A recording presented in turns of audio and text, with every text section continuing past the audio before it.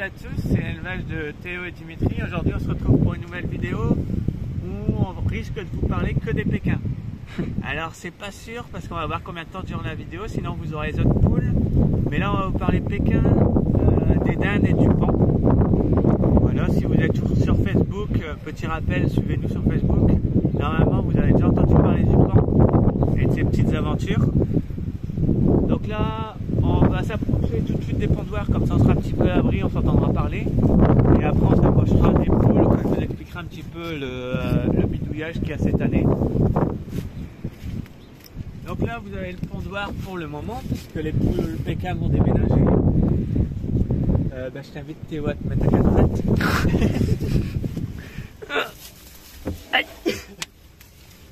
Donc là il y a deux nids, il y en a un à gauche et un à droite. Donc pour rappel, on est le 2 février, je tiens à le dire à chaque fois. Et les pékins pondent déjà. Savoir que je vais pas faire couver avant les pékins avant avril-mars, fin avril, début mars. Et qu'il faut qu'elles aient changé de parc, parce qu'en fait le parc qui est ici, elles vont pas y rester. Elles avaient un très beau parc, très beau, très grand. Bon, on voit que les canards ont squatté là quelques jours parce que l'herbe elle n'existe plus, mais voilà. Donc là elles vont déménager, elles vont aller dans deux parcs différents pour faire un côté bleu caillouté, donc deux poules bleu caillouté. Bon, on va se rapprocher comme ça, on va les montrer parce qu'elles ne sortent pas. Voilà, on va rester là comme ça. Donc il y aura un côté bleu caillouté, donc c'est les deux que vous voyez au premier plan, la très claire et la grise bleue, avec un coq bleu caillouté que j'ai chez moi pour le moment.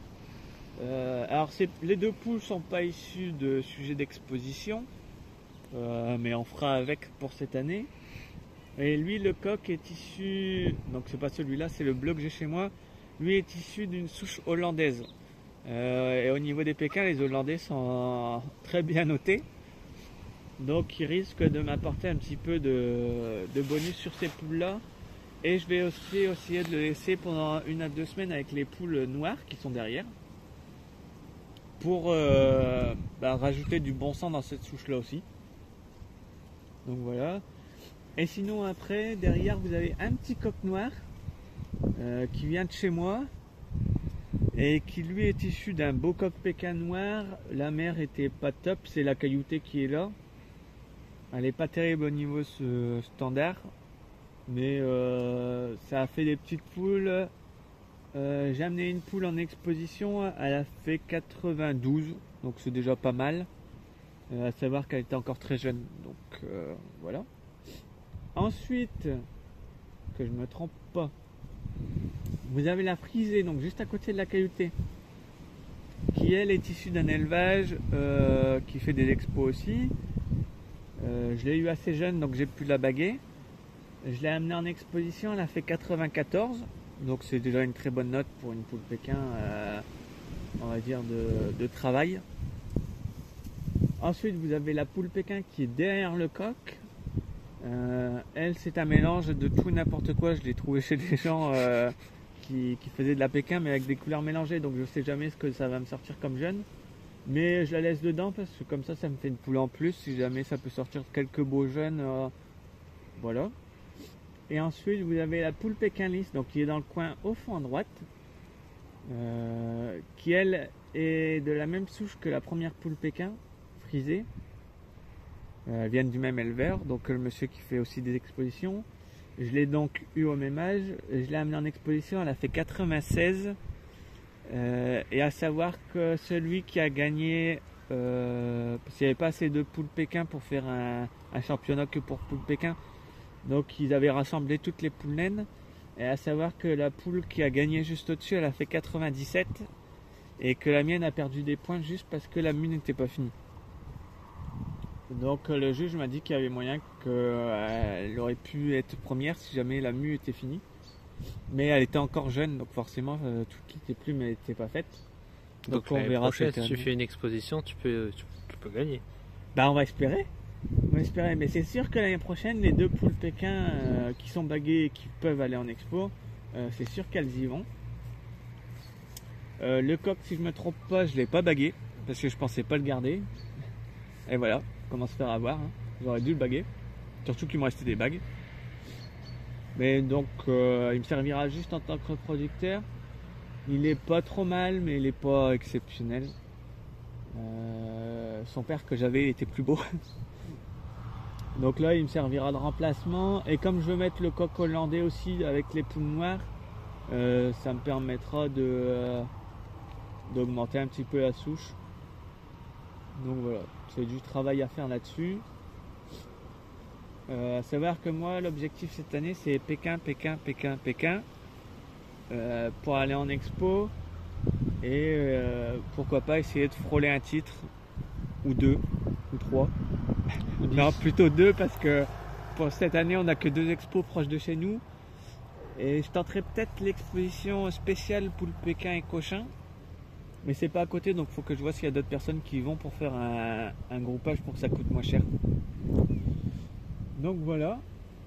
Ensuite on va essayer de vous parler des danes et du paon. Voilà. Donc là vous avez 2 danes, c'est les 2 danes les mêmes que l'année dernière, que vous avez déjà vu normalement, hein, oui on est d'accord. Il faut savoir que la dane qui est tout au fond c'est celle qui m'a fait la repro. Celle de devant elle a rien fait du tout parce qu'elle a été complètement mal. On a cru qu'elle n'allait pas rester vivante mais finalement elle y est encore. Alors Théo me dit qu'elle est encore bizarre parce qu'elle a encore ses plumes de bébé sur la tête alors qu'elle a un an passé. Ouais, parce qu'une dinde normalement elle a que ses coroncules sur la tête adulte et elle a toujours des plumes sur la tête alors que c'est étant jeune normalement. Regarde en haut du box. En haut du box. Ah oui. Non bah on cherchait le pan en fait, il est tout en haut du box.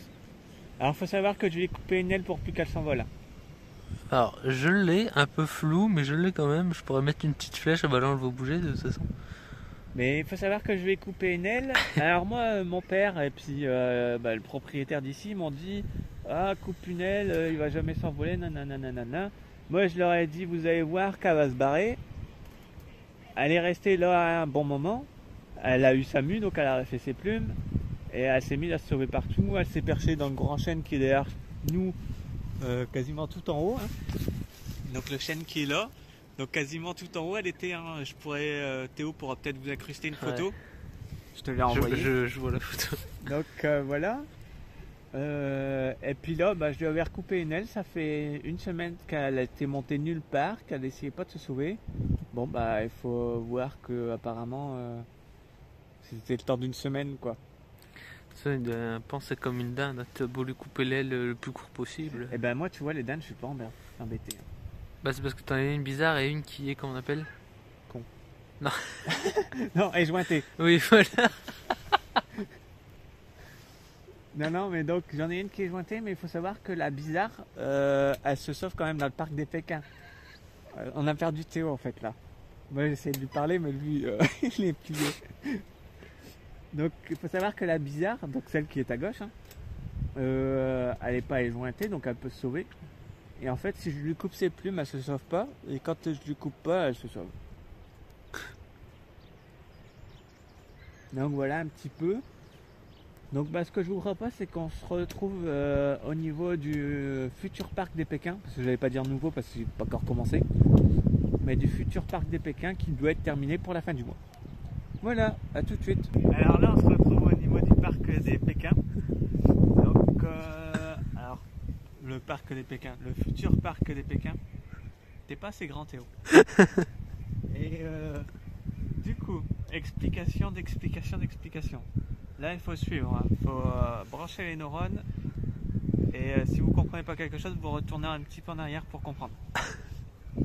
Donc, il y aura 2 couleurs de Pékin. Moi, je résume ça, les bleus, les noirs.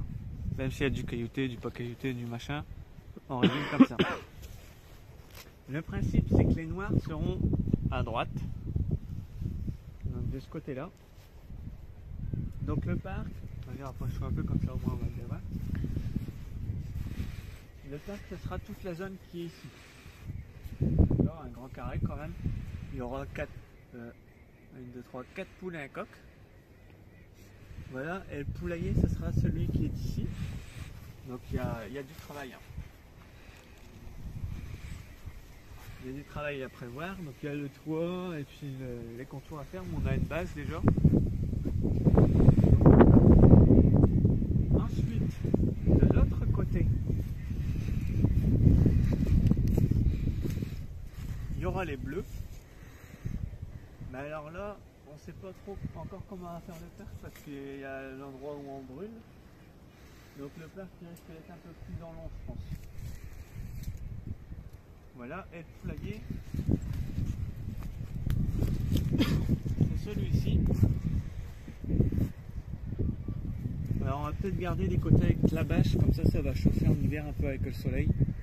Mais j'aimerais bien modifier quelques trucs en bois parce que sinon ça va devenir un sauna à l'intérieur.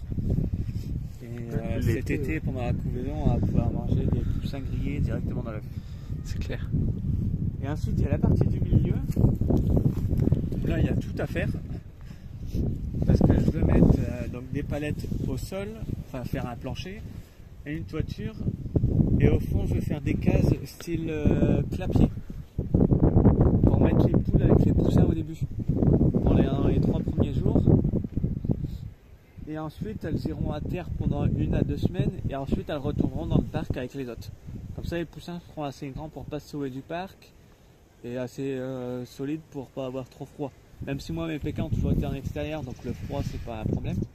Mais au moins là il y aura un abri entre guillemets supplémentaire. Et puis je pourrais gérer un peu mieux l'élevage des poussins, les avoir un peu plus proches et moins sauvages. Donc voilà, donc comme vous pouvez voir il y a du boulot encore. Et à savoir que pour le bien de la repro, il faudrait que ça soit fini avant la fin du mois. Fin du mois de février, mais c'est la vidéo, celle-là sera sûrement postée mi-février. Voilà, donc vous reverrez de toute façon pendant la repro, on reviendra faire un petit tour ici. Parce que ça va être le gros point, je pense, de mon côté pour l'année prochaine, les Pékins, avec les expos, tout ça, la repro. Je vais faire pas mal de sélection déjà des jeunes. Donc comme ça, je pourrais vous expliquer comment je fais. Puis s'il y en a des gens qui s'y connaissent, ils vont pouvoir me donner un petit peu leur avis aussi sur ma sélection. Voilà un petit peu. Je pense que j'ai fait le tour. De toute façon, je peux pas vous expliquer plus que ça pour le moment. On reprend un tour à mon avis quand pendant la repro. Je remontrerai l'intérieur quand ça sera fait.